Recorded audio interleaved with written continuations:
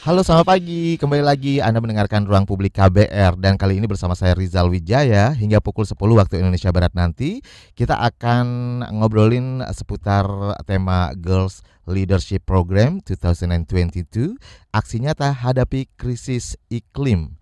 Perubahan iklim yang begitu signifikan selama 10 tahun terakhir terus terjadi. Perubahan iklim berdampak sangat luas pada kehidupan masyarakat.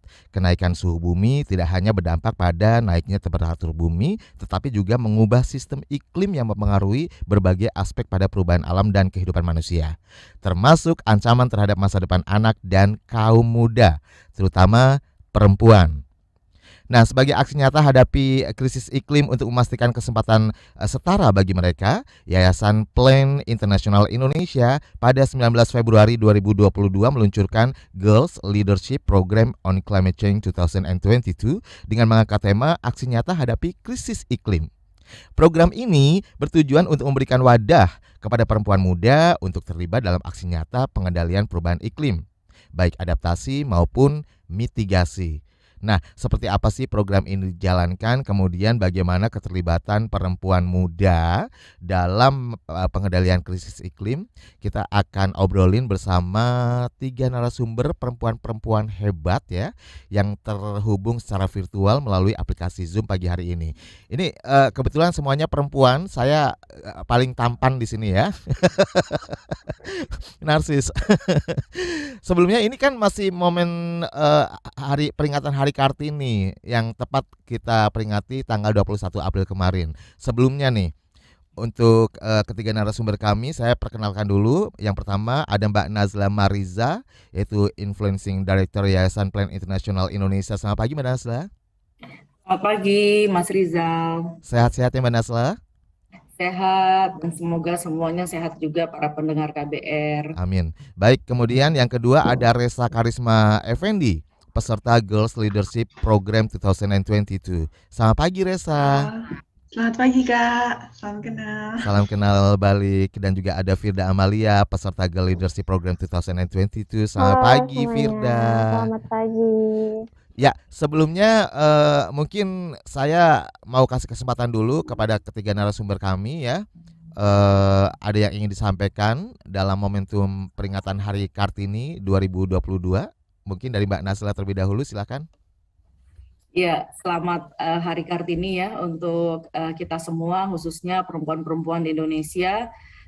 Walaupun Kartini hidup mungkin lebih dari 100 tahun yang lalu ya, atau sudah lama ya berlalu, tapi saya berharap semangat dan ide-ide dari Kartini terus ada dalam jiwa kita, dalam jiwa Kartini-Kartini yang di generasi sekarang, dan kita bisa terus memperjuangkan kesetaraan gender untuk kemajuan perempuan maupun laki-laki secara setara di Indonesia. Terima kasih. Baik, berikutnya dari Firda dulu atau Resa dulu nih, silakan.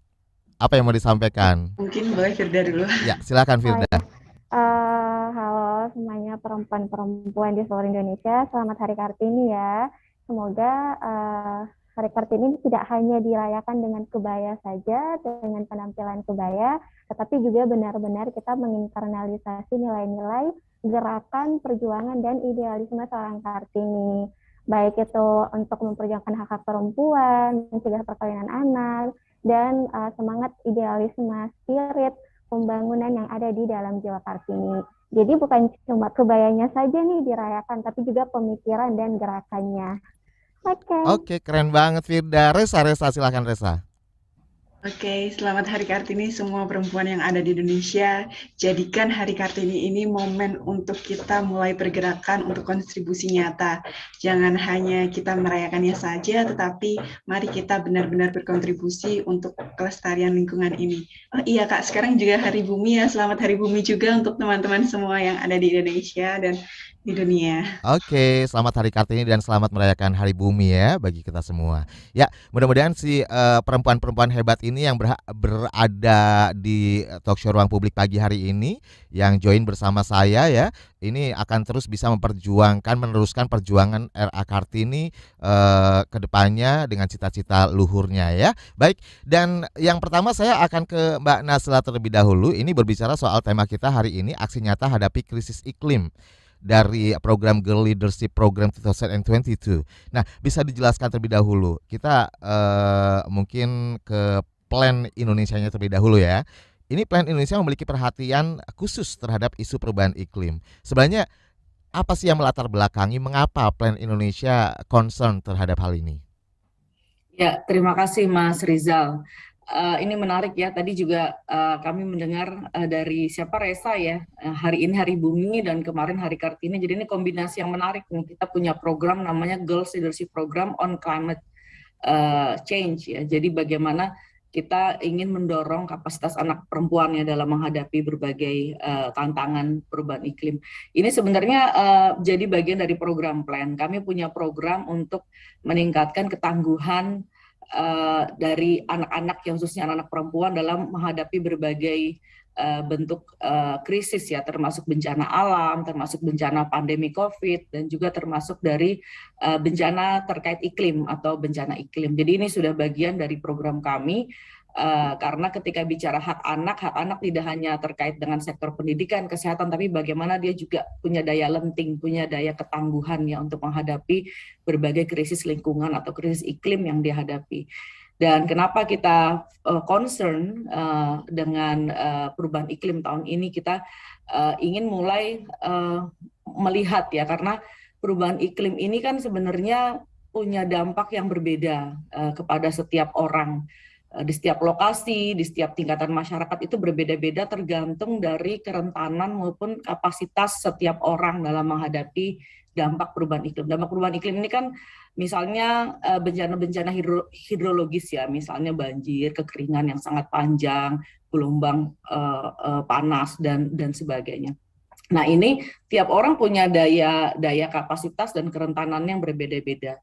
Dan orang yang dalam kondisi termarginalkan, misalnya dia hidup dalam kemiskinan atau ketidakadilan secara struktural, di mana aksesnya terhadap pelayanan publik, aksesnya terhadap informasi itu lebih minim daripada orang-orang yang mungkin hidup di area yang lebih mudah ya untuk mengakses hal tersebut. Ini menjadi lebih rentan. Begitu juga dengan perempuan, anak-anak, lansia, penyandang disabilitas, orang-orang yang tinggal di pulau-pulau kecil atau daerah-daerah terpencil yang daerah tersebut juga rawan terhadap bencana iklim, itu juga menjadi kelompok yang lebih rentan dan memiliki kapasitas lebih rendah daripada orang-orang yang mungkin sudah tinggal di daerah yang mungkin tidak terlalu beresiko.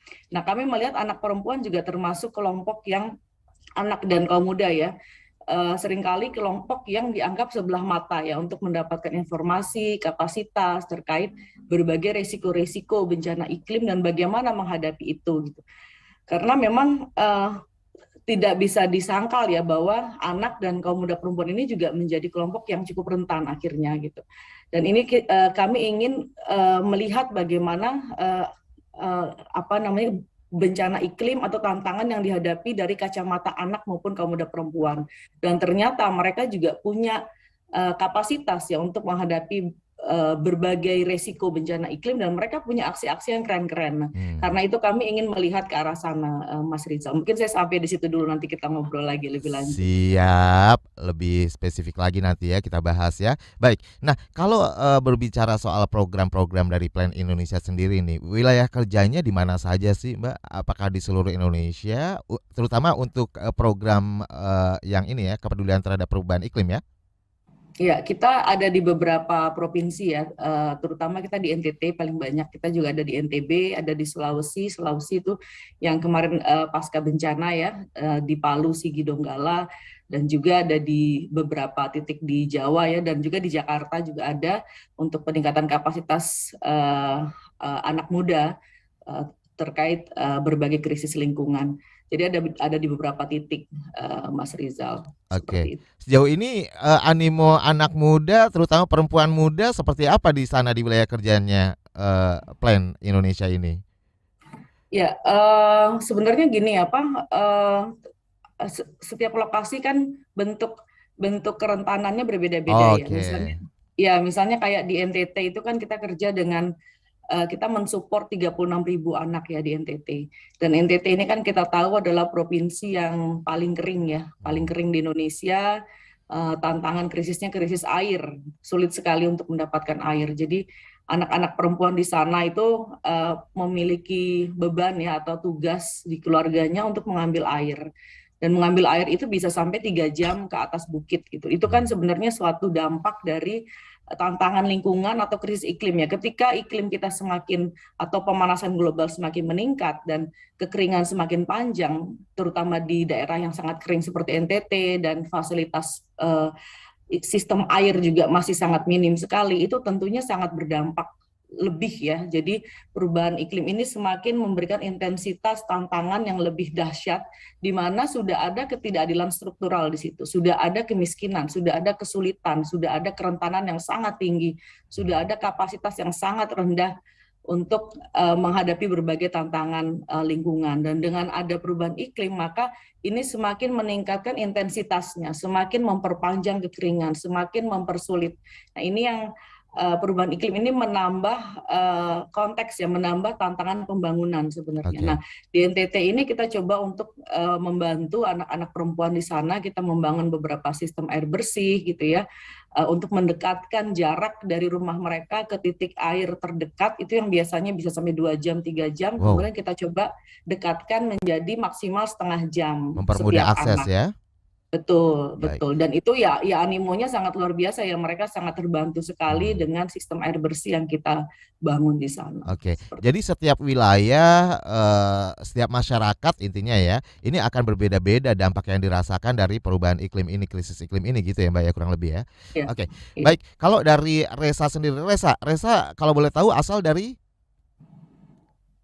Asalnya dari Kediri, Kak, tapi Kediri. sering di Surabaya juga. Kediri, Surabaya, Jawa Timur ya. Oke. Ya. Nah, sekarang saya coba cari tahu dulu nih ke Resa dan juga Firda. Sebenarnya menurut kalian berdua nih, mengapa sih anak muda dan perempuan muda ini harus aware terhadap isu perubahan iklim? Saya dulu, Kak. Boleh? Ya. Kenapa sih anak muda dan kaum muda harus aware terhadap isu perubahan iklim? Karena kita itu generasi penerus, di mana juga nantinya perubahan iklim itu akan berdampak negatif yang benar-benar begitu besar terhadap kaum muda, terhadap para perempuan. Oleh karena itu, disinilah kayak titik kita benar-benar harus bagaimana sih agar kita itu nanti di masa depan tidak mendapatkan dampak-dampak yang benar-benar merugikan. Karena itu kita benar sekarang harus aware terhadap isu iklim sendiri. Oke, kalau dari Firda ada yang mau ditambahkan? Firda asal dari mana Firda? Aku asal dari Makassar, Kak. Wow, Makassar. Iya. Silakan Firda, ada yang mau ditambahkan? Firda, kenapa sih harus peduli gitu loh dengan permasalahan isu ini? Iya, karena apa ya, kita sebagai kaum muda ya, khususnya Kak, kita ini yang nantinya akan menjadi generasi penerus yang akan menduduki jabatan-jabatan strategis di pemerintahan, di sektor bisnis, ataupun di sektor pengabdian masyarakat. Oleh karena itu kita harus paham dulu nih sebelum kita mengambil keputusan yang lebih besar. Apalagi peran pemuda adalah agent of change ya. Kita bisa menginfluence orang-orang di sekitar kita. Sebagai semangat muda kita punya apa ya, peluang yang lebih besar untuk bisa mengajak orang lain terlibat lebih banyak, dan tentu saja semangat kita juga masih dalam full of charge ya, semangat kita, energi kita masih tinggi, jadi kesempatan untuk melakukan perubahan itu juga semakin besar ada di tangan kita. Seperti itu Kak sih kalau dari Firda tambahannya. Agen perubahan ya, penting nih ya. Oke. Jadi kalau berbicara soal dampak yang dirasakan nih, terutama untuk Resa dan juga Firda sebagai perempuan muda, kira-kira dampak dari krisis iklim yang terjadi selama ini apa sih yang dirasakan sebenarnya? Tapi nanti ya penjelasannya ya setelah jeda iklan. Kita harus break dulu, dan kita juga akan berikan kesempatan buat pendengar kita yang tersebar di seluruh Indonesia, karena kita disiarkan melalui 100 radio jaringan KBR di seluruh Indonesia dari Aceh sampai Papua. Nah, untuk yang di Jakarta bisa mendengarkan di 104,2 MS3 FM. Lalu kita juga live streaming melalui YouTube channel Berita KBR. Anda bisa langsung telepon di nomor bebas pulsa ya, gratis di 0800 245 7893. Dan untuk WhatsApp di 0812 118 8181. Atau sekali lagi Anda bisa ikutan komentar melalui live chat YouTube kami di Berita KBR. Jangan kemana-mana, kita akan kembali setelah jeda iklan berikut ini.